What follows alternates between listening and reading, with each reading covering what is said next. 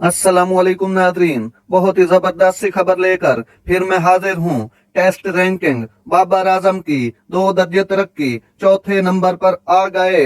International cricket council ने test batter और bowler की नई रैंकिंग जारी कर दी। बैटर्स में न्यूजीलैंड के केन विलियमसन की पहली पोजीशन बरकरार, जबकि इंग्लैंड के जो रूट 1 दर्जे तरक्की के बाद दूसरे नंबर पर आ गए। ऑस्ट्रेलिया के स्टीव स्मिथ 2 दर्जे तरक्की के बाद तीसरे नंबर पर आ गए और बाबर आजम की रैंकिंग में भी 2 दर्जे तरक्की हुई है, वो चौथे नंबर पर आ गए।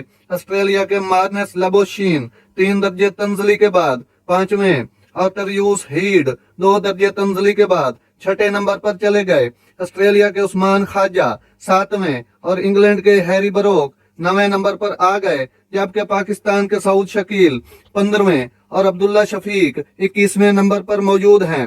टेस्ट बॉलर में भारत के रविचंद्रन अश्विन की पहली पोजीशन बरकरार, जबकि रविंद्र जडेजा 2 दर्जे तरक्की के बाद तीसरे नंबर पर आ गए। इंग्लैंड के स्टुअर्ट ब्रॉड 2 दर्जे तरक्की के बाद चौथे नंबर पर आ गए और ऑस्ट्रेलिया के पैट कमिंस की रैंकिंग में 2 दर्जे तंजली हुई है और वो 5वें नंबर पर आ गए। शाहीन शाह अफरीदी की रैंकिंग में 3 दर्जे बेहतरी हुई, वो छठे नंबर पर आ गए, जबकि इंग्लैंड के जेम्स एंडरसन 4 दर्जे तंजली के बाद 8वें नंबर पर चले गए।